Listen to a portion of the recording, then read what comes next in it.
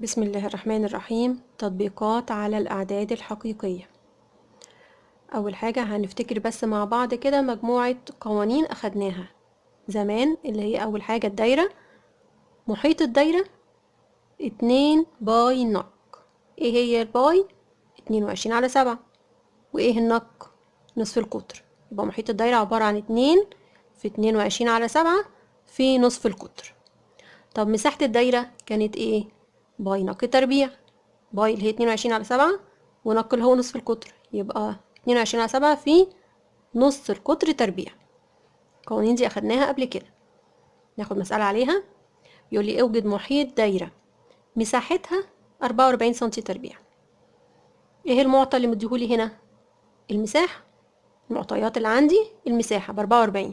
طيب يبقى على طول من المعطيات اقدر اجيب الايه المطلوب. المعطى المساحة ب44، يبقى قانون المساحة ايه هو؟ باي نق تربيع. يبقى هقول له الباي نق تربيع ب44.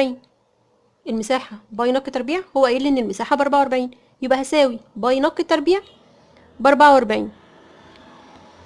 الباي قيمة معروفة ب22/7، يبقى هقول له 22/7 في نق تربيع بيساوي 44. ادي معادلة. دلوقتي اقدر اجيب نق تربيع لوحدها، تبقى عبارة عن ايه؟ عبارة عن 44 على الباي او على 22/7. اقدر اجيب النق تربيع دلوقتي هتطلع بكام؟ يبقى 44 على 22/7 هتديني 14. دي نق تربيع. طب نق بس من غير تربيع بالجذر التربيعي ل14. طبعا موجب او سالب، بس احنا هنا بناخد القيمة الموجبة. مفيش طول او نص قطر يعني بالسالب، ولا طول ولا مساحة ولا حجم ولا اي حاجة من الحاجات دي ما ينفعش تبقى بالسالب، فهناخد هنا القيمة الموجبة. يبقى على طول نق بموجب جذر التربيع ل14. طبعا تطلع بالسنتيمتر. طيب يبقى المحيط بقى بكام؟ نكتب بقى، هو خلاص عايزين دلوقتي المحيط. يبقى قانون المحيط ايه؟ 2 باي نق. يبقى 2 في 22/7 في نق اللي احنا لسه جايبينها اللي هو جذر 14، ونشوف الكلام ده كله هيديني قد ايه. طبعا هيطلع بالسنتيمتر. ناخد قوانين المكعب. اول قانون عندي المساحة الجانبية. المساحة الجانبية للمكعب اللي هو ليه 6 أوجه. 6 أوجه منهم قاعدتين ومنهم 4 جوانب. المساحة الجانبية يبقى بتكلم على ال4 جوانب، يبقى عبارة عن مساحة الوجه الواحد في 4. يبقى المكعب ليه 4 جوانب وقاعدتين فوق وتحت.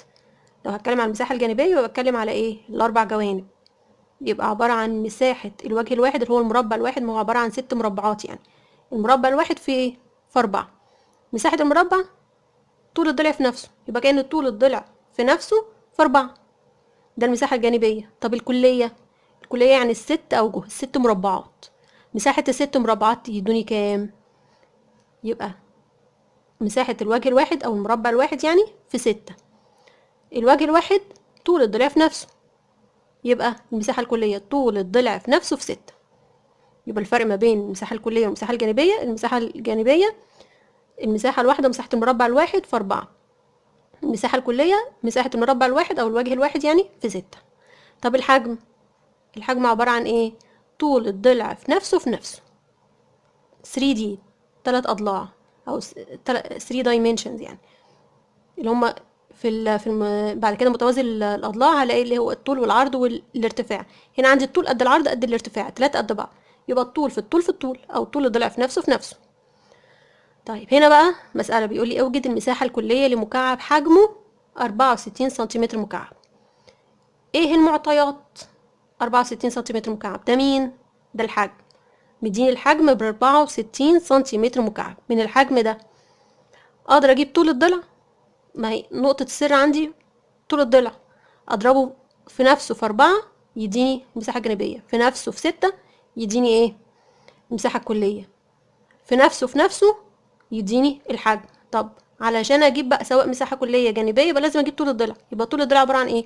جذر التكعيبي للحجم. يبقى الجذر التكعيبي ل64 تديني 4. يبقى طول الضلع عبارة عن الجذر التكعيبي للحجم اللي مديهولي، هيديني 4 سنتيمتر. يبقى هضرب 4 في 4 في 4 يديني المساحة الجانبية. 4 في 4 في 6 يديني مساحة كلية. اللي هو طول الضلع اللي انا جايباه ب4 دلوقتي، طول الضلع في نفسه في 4 مساحة جانبية، طول الضلع في نفسه في 6 مساحة كلية. طب ناخد بقى متوازي المستطيلات 3D زيه زي المكعب، بس 3 أبعاد عندي ايه؟ طول وعرض وارتفاع. ماشي.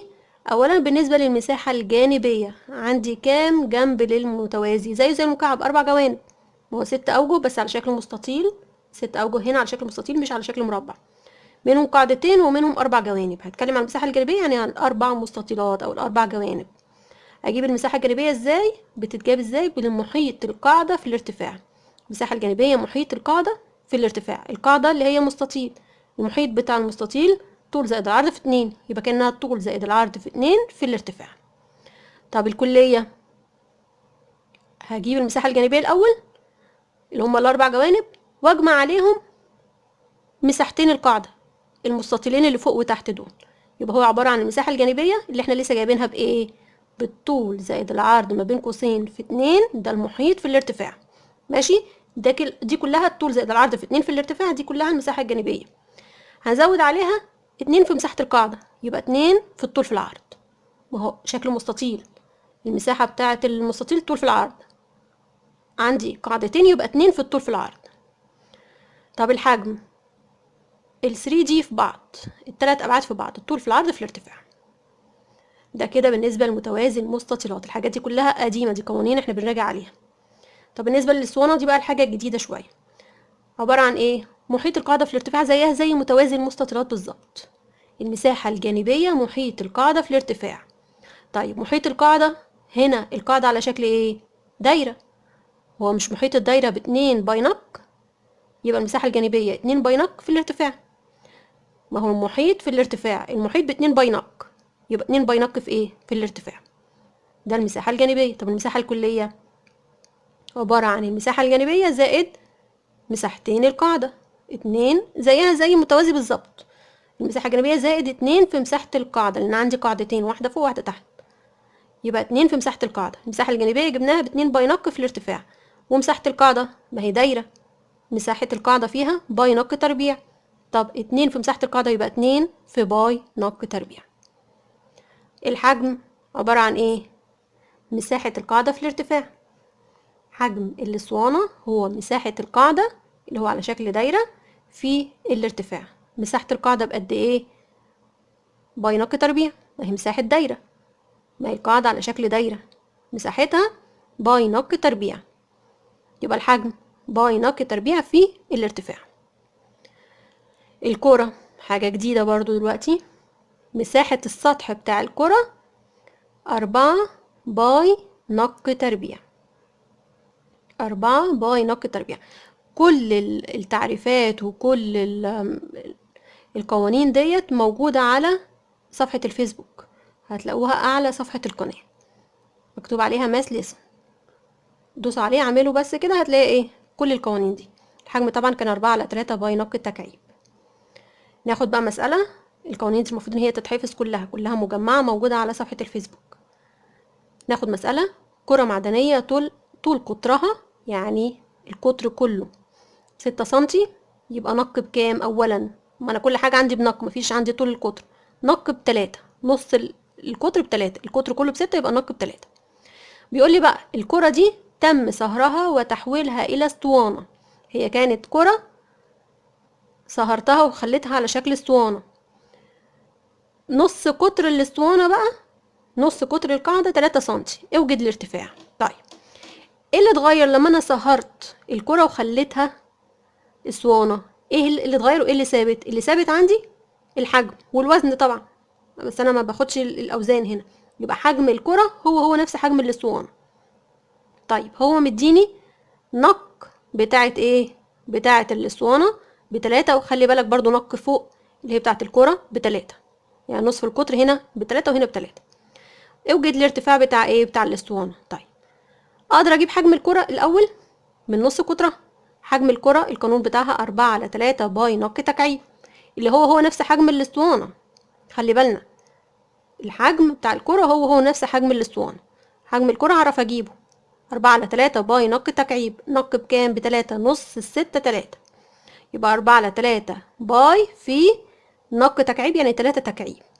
الكلام ده هيديني 36 باي. مش هخلي الباي هنا ب22 على 7، هخليها زي ما هي باي. ليه؟ لان انا هساوي ما بين حجم الكرة وحجم الاسطوانة. انا هنا مش بطلع قيمة وخلاص بتاعت حجم الكرة، انا مش عايزة حجم الكرة، انا عايزة حجم الاسطوانة، اللي هما الاتنين قد بعض، حجم الاسطوانة قد حجم الكرة، الاتنين ب36 باي. ماشي. هساوي بقى ما بين الاتنين، حجم الاسطوانة ب36 باي. طب حجم ده حجم الكرة، وحجم الاسطوانة برضو 36 باي. بس حجم الاسطوانة اقدر اجيبه بايه؟ بالقانون اللي هو بيقول لي ايه؟ حجم الاسطوانة باي نق تربيع في الارتفاع، عين ده اللي هي الارتفاع. حجم الاسطوانة باي نق تربيع عين. الكلام ده بيساوي حجم الكورة اللي احنا لسه جايبينه ب36 باي. يبقى باي نق تربيع عين اللي هو حجم الاسطوانة بيساوي 36 باي اللي هو حجم الكورة. اقدر اشطب باي مع باي. عرفنا ليه ما عوضتش ب22 على 7؟ لان هساويهم ببعض، فهضيع هنا باي مع باي. ما هو القانون ده فيه باي والقانون ده فيه باي. حجم الاسطوانة بيتجاب باي نق تربيع في عين، اما حجم الكورة بيتجاب بالقانون اللي احنا جبناه قبل كده واختصرنا لحد ما طلع 36 باي. ماشي. شطبت باي مع باي، بقت دلوقتي ايه؟ بقت دلوقتي نق تربيع في عين اللي هي الارتفاع ب36. النق ب3، هو مديني نص قطر الاسطوانة 3، يبقى 3 تربيع في عين ب36، معناها 3 تربيع ب9 يعني 9 عين ب36. يبقى العين لوحدها ب36 على 9 اللي هي 4 سم. يبقى الارتفاع دلوقتي بكام؟